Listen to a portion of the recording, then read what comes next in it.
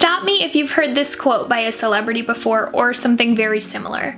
Acting is really hard work. In fact, I almost gave up on acting completely when I was younger, but something in me just kept going. So make sure that you're working really hard and you never give up on your dream. And who knows, maybe someday you can be where I am.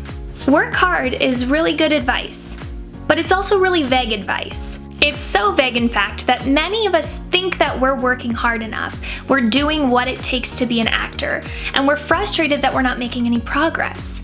Just to realize later on that we are here and the bar for working on your acting career is actually up here. Let me tell you what I mean. Today we're going to get into the actor's work ethic and what it takes to actually achieve the goal of being a full-time actor. 2 weeks ago, I was on a commercial shoot in Omaha, Nebraska with 2 other wonderful actors. When we broke for lunch, all of us started talking about our survival jobs, aka our day jobs, the jobs that we do outside of acting that pay the bills. One of the actors, Carl, goes, "Acting is my full-time job." What? My ears immediately perked up because Carl lives in Des Moines, Iowa. Carl is a full-time Midwest actor. Full-time Midwest actor, you guys. My mind was blown and I was so not going to pass up the opportunity to ask him all of the questions I could. I always knew that you could be an actor full-time in the Midwest, but I hadn't knowingly met anybody that was currently doing that. So Carl was like this wonderful unicorn. So when I asked Carl how he did it, this is what he had to say. Like a lot of us, Carl has multiple agents in different states across the Midwest so that there is a steady flow of work coming into him. The other thing that he does is he said every day he wakes up and makes sourcing acting jobs part of his daily routine. After Carl's alarm goes off in the morning, he gets up, works out, showers, and then he starts sourcing auditions for 1 hour a day. If it's a slower day where not many auditions are coming in via Actors Access, Backstage, Mandy, all of those other websites, Carl spends that time going on social media and reconnecting with people that he's already met in the business. That includes casting directors that he's auditioned for, other actors and what they're working on, and even his own agents so that he can stay at the forefront of their mind when they're submitting. Then in the afternoons, he records his self-tapes.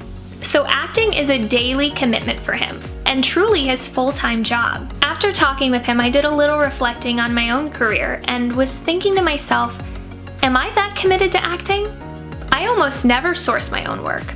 I think it's boring. I want to act, right? So most of the time I only submit to things that my agents are sending me, which gives me maybe 2 to 3 auditions a week. But think of all of the auditions that I'm missing out on right now that actors like Carl are getting because I don't want to source my own work. That's called being complacent, and complacency kills. Complacency kills an acting career. It really solidified for me that I could be a full-time actress in the Midwest. I just need to work harder, and I need to make acting part of my daily routine just like Carl does. But you guys don't know Carl. For all you know, I could be making up a name. Let's talk about someone that's right here on YouTube, Casey Neistat. What Casey did is he took the concept of vlogging and then he made it more cinematically appealing by using different camera angles, switching locations, and just made the whole thing very cinematic while still telling his story and just vlogging about his day. Casey not only had this amazing concept that no one had really seen before, but he also had a ridiculous work ethic. And when I say ridiculous, I mean ridiculous. Casey decided that he was going to take this concept of cinematic vlogging and he was going to make a vlog every single day for a year. What? What? How? How do you have that much stuff to talk about? I don't know. How would you come up with content for every single day? My life isn't that interesting, you might be thinking. Casey had a pretty good answer for that. When asked about when he was coming up with his content, he said, you have to be like Tarzan. You just reach out for what's in front of you and grab it without really knowing where it's gonna take you. And it actually really works for him. Guys, this guy, I watched a video of him recently where all he was doing was treating his house for ants. And it was so interesting because he just reached for it in front of him and he said, I'm gonna make a vlog today. What am I doing today?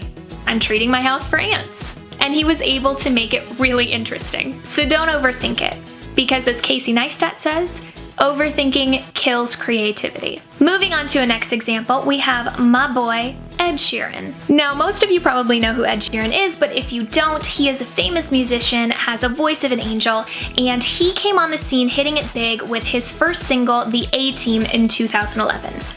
But he did not start in 2011. Did you know that Ed Sheeran played 300 gigs in 2009 alone? 300! So let's break that down. As a singer myself, I'm very familiar with setting up your own gigs, and I have to tell you, you only get about 10% of the gigs you try to book. So for example, if I send out 10 emails saying that I want to book a gig at whatever location, most of the time they don't respond. Maybe 3 of them out of that 10 will respond, 2 of them will say no or not now, and then 1 will be like, yeah, sure, let's give it a chance. Let's take that 1 out of every 10 as the average. If that were the case for Ed Sheeran, that means to get 300 gigs, he would have had to have sent 3,000 emails. So let's just say that's the average. 1 out of every 10 outreaches gets you a gig. That would mean Ed Sheeran in 2009 alone, Ed Sheeran, who was unrepresented at the time, would have had to have reached out to 3,000 venues to get those gigs. That's about 8 outreaches a day. 8 people a day he would reach out to while he was still doing his other stuff, while he was writing music, while he was playing these gigs, to generate that interest. That's a huge commitment, and it's a daily commitment, and Ed Sheeran was willing to do it. Casey Neistat was willing to do it. Carl was willing to do it. There's a little bit of caution to this tale that I want to point out. I don't know if you guys fell into this trap like I did, but I do think it's important enough to bring up, and that is that sometimes actors tend to focus on the struggle, right? We romanticize the struggle. Well, you know, Ed Sheeran in 2009, when he was doing all of those gigs, was sleeping on couches, and sometimes when he couldn't, he was sleeping in parks and wasn't eating. He was skipping meals just for the love of his music. Guys, you don't need to sleep in a park. You don't need to sleep in a park. I'm not telling you to quit your job. I'm not telling you to sleep in a park because that's the only way you're gonna make it. Eat food. Okay, don't skip your meals. The struggle isn't what it takes to make it. It's not the struggle. It's not what you're giving up. It's not living in a shoe in California because that's what it takes to make it. It's just the work ethic. You have to have a daily commitment to your acting. And I have great news. You are able to commit to acting and still eat 3 meals a day. You're able to commit to acting and still live a comfortable life. So let's make a commitment together right now that we are going to commit 1 hour a day for the rest of this year to our creative endeavors. Drop me a comment below and tell me what you're gonna focus on in your commitment hour. Is it gonna be outreaching to casting directors? Is it gonna be working on your craft? Is it gonna be creating your own content? Now, if you're looking at your screen right now and you're going, ugh, Trisha, an hour a day, I wish. There is no way I have time for that. Let me try to shift your perspective.